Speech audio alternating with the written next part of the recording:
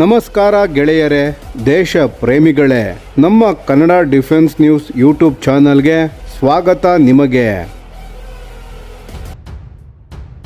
ಭಾರತದ ಸ್ವದೇಶಿ jet engine ಅಭಿವೃದ್ಧಿಯ ಪಯಣದಲ್ಲಿ ಈಗ ಒಂದು ಅತ್ಯಂತ ಮಹತ್ವದ ತಿರುವು ಕಾಣಿಸುತ್ತಿದೆ.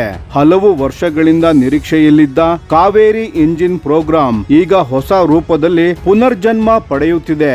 ಈ ಬಾರಿ ಕೇವಲ ಹಳೆಯ ಇಂಜಿನ್ ಅನ್ನು ಸುಧಾರಿಸುವ ಪ್ರಯತ್ನವಲ್ಲ, ಸಂಪೂರ್ಣ ಹೊಸ ತಂತ್ರಜ್ಞಾನ ಮತ್ತು ಹೊಸ ವಿನ್ಯಾಸದೊಂದಿಗೆ ಕಾವೇರಿ 2.0 ವನ್ನು ಅಭಿವೃದ್ಧಿಪಡಿಸುವ ಗುರಿಯನ್ನು GTRE ಕಂಪನಿ ಹೊಂದಿದೆ.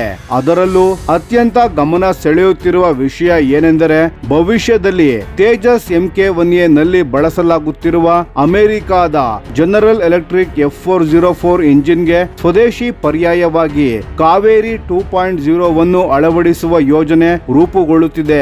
ಹಾಗಾದರೆ ಕಾವೇರಿ 2.0 ಎಷ್ಟು ಶಕ್ತಿಶಾಲಿಯಾಗಿರಲಿದೆ?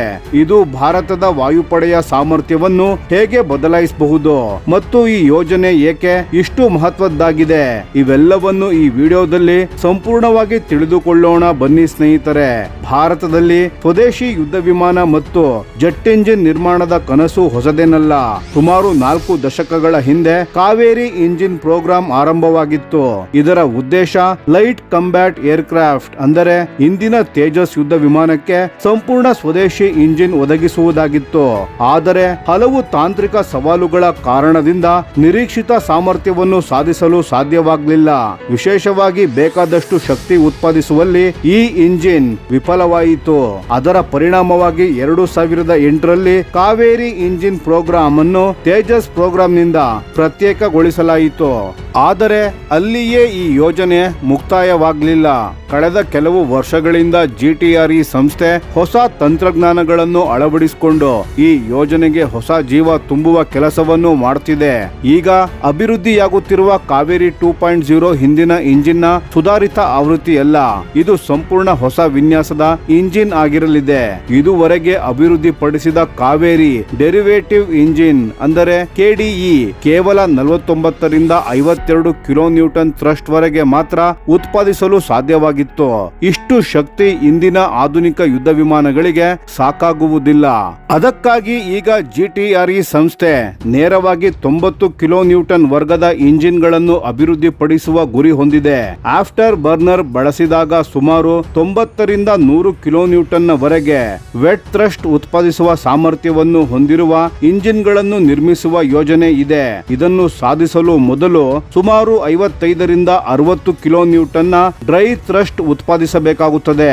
ಅಂದರೆ ಹಿಂದಿನ ಇಂಜಿನ್ ಗೆ ಹೋಲಿಸಿದರೆ ಇದು ಬಹಳ ದೊಡ್ಡ ತಾಂತ್ರಿಕ ಪ್ರಗತಿಯಾಗಲಿದೆ. ಇಲ್ಲಿ ಮತ್ತೊಂದು ಪ್ರಮುಖ ಸಂಗತಿ ಏನೆಂದರೆ, ಈ 90 ಕಿಲೋನ್ಯೂಟನ್ ನ ಸಾಮರ್ಥ್ಯವು ಈಗ ತೇಜಸ್ MK1A ನಲ್ಲಿ ಬಳಸುತ್ತಿರುವ F404 ಇಂಜಿನ್ ನ ಶಕ್ತಿಗೆ ಸಮಾನವಾಗಿರುತ್ತದೆ. ಅಂದರೆ ಭವಿಷ್ಯದಲ್ಲಿ GE ಕಂಪನಿಯ F404 ಇಂಜಿನ್ ಗಳನ್ನು ಬದಲಿಸುವ ಸಮಯ ಬಂದಾಗ ಅದರ ಸ್ಥಾನವನ್ನು ಸಂಪೂರ್ಣ ಸ್ವದೇಶಿ ಕಾವೇರಿ 2.0 ಇಂಜಿನ್ ಪಡೆದುಕೊಳ್ಳುವ ಸಾಧ್ಯತೆ ಹೆಚ್ಚಿದೆ. ಕಳೆದ ಕೆಲವು ವರ್ಷಗಳಲ್ಲಿ GE ಏರೋಸ್ಪೇಸ್ ಕಂಪನಿಯಿಂದ F404 ಇಂಜಿನ್ ಪೂರೈಕೆಯಲ್ಲಿ ವಿಳಂಬ ಉಂಟಾದ ಕಾರಣ ತೇಜಸ್ MK1A ಉತ್ಪಾದನೆಯ ವೇಗಕ್ಕೂ ಪರಿಣಾಮ ಬಿದ್ದಿತ್ತು. ಈ ಘಟನೆ ಭಾರತಕ್ಕೆ ಒಂದು ಮಹತ್ವದ ಪಾಠ ಕಲಿಸಿತ್ತು. ಅತ್ಯಾಧುನಿಕ ಯುದ್ಧ ವಿಮಾನಗಳನ್ನು ನಿರ್ಮಿಸುವ ಸಾಮರ್ಥ್ಯ ಇದ್ದರೂ ಇಂಜಿನ್ಗಾಗಿ ವಿದೇಶಗಳ ಮೇಲೆ ಅವಲಂಬಿತರಾಗಿದ್ದರೆ ಉತ್ಪಾದನೆ ಯಾವಾಗ ಬೇಕಾದರೂ ಅಡಚಣೆಗೆ ಸಿಲುಕಬಹುದು. ಆದ್ದರಿಂದ ಸ್ವದೇಶಿ ಇಂಜಿನ್ಗಳ ಅಭಿವೃದ್ಧಿ ಈಗ ಕೇವಲ ತಾಂತ್ರಿಕ ಯೋಜನೆಯಲ್ಲ, ಇದು ಭಾರತದ ರಾಷ್ಟ್ರೀಯ ಭದ್ರತೆ ಮತ್ತು ಕಾರ್ಯತಂತ್ರದ ದೃಷ್ಟಿಯಿಂದ ಅತ್ಯಂತ ಅಗತ್ಯವಾದ ಯೋಜನೆಯಾಗಿದೆ. 2030ರ ದಶಕದಲ್ಲಿ ತೇಜಸ್ MK1A ನಲ್ಲಿರುವ F404 ಇಂಜಿನ್ಗಳು ತಮ್ಮ ಮಿಡ್ ಲೈಫ್ ರಿಪ್ಲೇಸ್ಮೆಂಟ್ ಹಂತ ತಲುಪಲಿವೆ. ಆ ವೇಳೆಗೆ ಕಾವೇರಿ 2.0 ಸಂಪೂರ್ಣ ಯಶಸ್ವಿಯಾದರೆ ವಿದೇಶಿ ಇಂಜಿನ್ಗಳನ್ನು ಬದಲಿಸಿ ಭಾರತೀಯ ಇಂಜಿನ್ಗಳನ್ನು ಅಳವಡಿಸುವ ಅವಕಾಶ ದೊರೆಯಲಿದೆ. ಇದರಿಂದ ವಿದೇಶಿ ಪೂರೈಕೆದಾರರ ಮೇಲೆ ಅವಲಂಬನೆ ಕಡಿಮೆಯಾಗುವುದರ ಜೊತೆಗೆ ಯುದ್ಧ ವಿಮಾನಗಳ ನಿರ್ವಹಣೆ ಮತ್ತು ಬಿಡಿ ಭಾಗಗಳ ಲಭ್ಯತೆಯು ಸಂಪೂರ್ಣವಾಗಿ ಭಾರತದ ನಿಯಂತ್ರಣದಲ್ಲಿರುತ್ತದೆ. ಆದರೆ ಸ್ನೇಹಿತರೆ, 90 ಕಿಲೋನ್ಯೂಟನ್ ಸಾಮರ್ಥ್ಯ ಸಾಧಿಸುವುದು ಸುಲಭದ ಕೆಲಸವಲ್ಲ. ಇದಕ್ಕಾಗಿ GTRE ಸಂಸ್ಥೆ ಸಂಪೂರ್ಣ ಹೊಸ ಇಂಜಿನ್ ಕೋರ್ ಅನ್ನು ಅಭಿವೃದ್ಧಿಪಡಿಸುತ್ತಿದೆ. ಈ ಹೊಸ ವಿನ್ಯಾಸದಲ್ಲಿ ಅತ್ಯಂತ ಪ್ರಮುಖ ಪಾತ್ರವನ್ನು ಹೈ ಪ್ರೆಷರ್ ಕಂಪ್ರೆಸರ್ ಅಥವಾ HPC ವಹಿಸುತ್ತದೆ. ಯಾವುದೇ ಜೆಟ್ ಇಂಜಿನ್ ನಲ್ಲಿ HPC ಇಂಜಿನ್ ನ ಶಕ್ತಿ, ಇಂಧನ ದಕ್ಷತೆ ಹಾಗೂ ಒಟ್ಟಾರೆ ಕಾರ್ಯಕ್ಷಮತೆಯನ್ನು ನಿರ್ಧರಿಸುವ ಪ್ರಮುಖ ಘಟಕವಾಗಿದೆ. ಈ ಬಾರಿ ಹೆಚ್ಚಿನ ಪ್ರೆಷರ್ ರೇಷಿಯೋ ಸಾಧಿಸುವ ಉದ್ದೇಶದಿಂದ ಅತ್ಯಾಧುನಿಕ ವಾಯುಚಲನ ಶಾಸ್ತ್ರೀಯ ವಿನ್ಯಾಸಗಳನ್ನು ಬಳಸಲಾಗುತ್ತಿದೆ. ಅದರ ಜೊತೆಗೆ ಬ್ಲಿಸ್ಕ್ ಅಂದರೆ ಬ್ಲೇಡೆಡ್ ಡಿಸ್ಕ್ ಎಂಬ ಅತ್ಯಾಧುನಿಕ ತಂತ್ರಜ್ಞಾನವನ್ನು ಅಳವಡಿಸಲಾಗುತ್ತಿದೆ. ಇದರಲ್ಲಿ ರೋಟರ್ ಡಿಸ್ಕ್ ಮತ್ತು ಬ್ಲೇಡ್ಸ್ ಗಳನ್ನು ಪ್ರತ್ಯೇಕವಾಗಿ ತಯಾರಿಸುವ ಬದಲು ಒಂದೇ ಘಟಕವಾಗಿ ನಿರ್ಮಿಸಲಾಗುತ್ತಿದೆ. ಇದರಿಂದ ಇಂಜಿನ್ ನ ತೂಕ ಕಡಿಮೆಯಾಗುತ್ತದೆ, ಬಲ ಹೆಚ್ಚುತ್ತದೆ, ಗಾಳಿಯ ಸೋರಿಕೆ ಕಡಿಮೆಯಾಗುತ್ತದೆ ಮತ್ತು ಥ್ರಸ್ಟ್ ಟು ವೇಟ್ ರೇಷಿಯೋ ಗಣನೀಯವಾಗಿ ಸುಧಾರಿಸುತ್ತದೆ. ಇದರಿಂದ ಇಂಜಿನ್ ಹೆಚ್ಚು ಶಕ್ತಿಯನ್ನು ಉತ್ಪಾದಿಸುವುದರ ಜೊತೆಗೆ ಕಡಿಮೆ ಇಂಧನದಲ್ಲಿ ಹೆಚ್ಚು ಕಾರ್ಯಕ್ಷಮತೆಯನ್ನು ನೀಡುತ್ತದೆ. ಇನ್ನೊಂದು ದೊಡ್ಡ ಬದಲಾವಣೆ ಎಂದರೆ ಸಿಂಗಲ್ ಕ್ರಿಸ್ಟಲ್ ಟರ್ಬೈನ್ ಬ್ಲೇಡ್ಸ್ ನ ಬಳಕೆ. ಸಾಮಾನ್ಯ ಟರ್ಬೈನ್ ಬ್ಲೇಡ್ಸ್ ಗಳಿಗಿಂತ ಇವು ಅತ್ಯಂತ ಹೆಚ್ಚಿನ ಉಷ್ಣಾಂಶವನ್ನು ಸಹಿಸಬಲ್ಲವು. ಹೆಚ್ಚಿನ ತಾಪಮಾನದಲ್ಲಿ ಸುರಕ್ಷಿತವಾಗಿ ಕಾರ್ಯನಿರ್ವಹಿಸುವುದರಿಂದ ಇಂಜಿನ್ ನ ಥರ್ಮಲ್ ಎಫಿಷಿಯನ್ಸಿ ಕೂಡ ಗಮನಾರ್ಹವಾಗಿ ಹೆಚ್ಚುತ್ತದೆ. ಯುದ್ಧ ವಿಮಾನಗಳು ನಿರಂತರವಾಗಿ ಕಠಿಣ ಪರಿಸ್ಥಿತಿಗಳಲ್ಲಿ ಕಾರ್ಯನಿರ್ವಹಿಸುವುದರಿಂದ ಇಂತಹ ಉನ್ನತ ಮಟ್ಟದ ತಂತ್ರಜ್ಞಾನ ಅತ್ಯಗತ್ಯವಾಗಿದೆ. ಇದರ ಮಧ್ಯೆ ಕಾವೇರಿ ಪ್ರೋಗ್ರಾಂ ಮತ್ತೊಂದು ಪ್ರಮುಖ ಯಶಸ್ಸನ್ನು ದಾಖಲಿಸಿದೆ. ಆಫ್ಟರ್ ಬರ್ನರ್ ಇಲ್ಲದ ಡ್ರೈ ವೇರಿಯಂಟ್ ಈಗಾಗಲೇ DRDO ಅಭಿವೃದ್ಧಿಪಡಿಸುತ್ತಿರುವ ಘಾತಕ್ UCAVಗೆ ಶಕ್ತಿ ನೀಡಲು ಆಯ್ಕೆಯಾಗಿದೆ.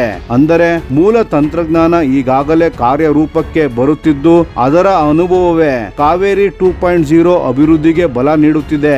ಇನ್ನೊಂದೆಡೆ ಭಾರತ ಕೇವಲ ತೇಜಸ್ಗಾಗಿ ಮಾತ್ರವಲ್ಲ, ಭವಿಷ್ಯದ 5ನೇ ತಲೆಮಾರಿನ ಯುದ್ಧ ವಿಮಾನಗಳಿಗೂ ಸಿದ್ಧತೆ ನಡೆಸುತ್ತಿದೆ. ಅದಕ್ಕಾಗಿ AMCA ಯನ್ನು ಶಕ್ತಿಗೊಳಿಸಲು AHTCE ಎಂಬ ಪ್ರತ್ಯೇಕ ಇಂಜಿನ್ ಯೋಜನೆ ಆರಂಭಿಸಲಾಗಿದೆ.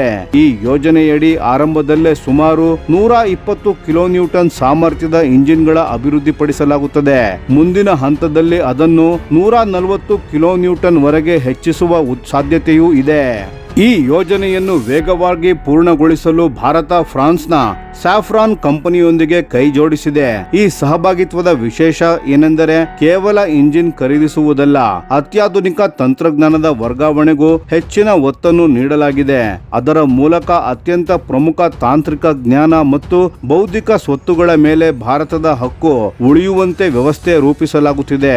ಇದು ಮುಂದಿನ ಹಲವು ದಶಕಗಳವರೆಗೆ ದೇಶದಲ್ಲೇ ಅತ್ಯಾಧುನಿಕ ಜೆಟ್ ಇಂಜಿನ್ಗಳನ್ನು ಅಭಿವೃದ್ಧಿಪಡಿಸುವ ಸಾಮರ್ಥ್ಯ ನಿರ್ಮಿಸಲು ನೆರವಾಗಲಿದೆ.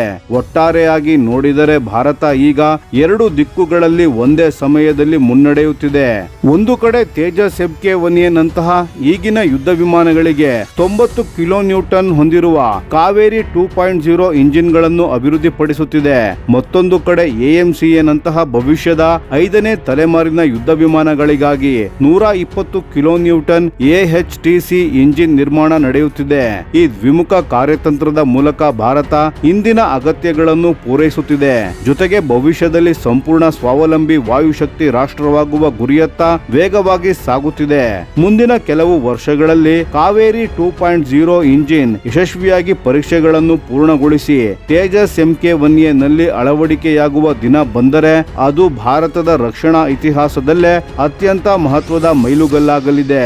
ಭಾರತೀಯ ವಿಜ್ಞಾನಿಗಳು ಹಲವು ದಶಕಗಳಿಂದ ಕಂಡಿದ್ದ ಸ್ವದೇಶಿ ಯುದ್ಧ ವಿಮಾನಕ್ಕೆ ಸ್ವದೇಶಿ ಇಂಜಿನ್ ಎಂಬ ಕನಸು ಅಂತಿಮವಾಗಿ ನನಸಾಗುವ ಕ್ಷಣವು ಇದೇ ಆಗಿರಲಿದೆ. ಸ್ನೇಹಿತರೆ, ಈ ವಿಷಯದ ಬಗ್ಗೆ ನಿಮ್ಮ ಅನಿಸಿಕೆ ಮತ್ತು ಅಭಿಪ್ರಾಯಗಳನ್ನು ದಯವಿಟ್ಟು ಕಾಮೆಂಟ್ನಲ್ಲಿ ತಿಳಿಸಿ. ಧನ್ಯವಾದಗಳು.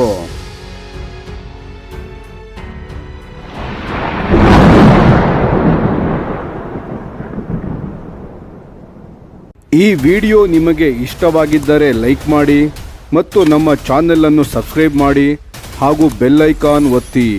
ಯಾವ ಅಪ್ಡೇಟ್ಗೂ ಮಿಸ್ ಆಗಬೇಡಿ. ಡಿಫೆನ್ಸ್ ಸುದ್ದಿಗಳನ್ನು ತ್ವರಿತವಾಗಿ ಪಡೆಯಿರಿ. ನಿಮ್ಮ ಬೆಂಬಲವೇ ನಮ್ಮ ಶಕ್ತಿ. ಭಾರತ ಬಲಿಷ್ಠವಾಗಲಿ ಎಂದು ಆಶಿಸುತ್ತಾ ಭಾರತ ಮಾತೆಗೆ ಜೈ.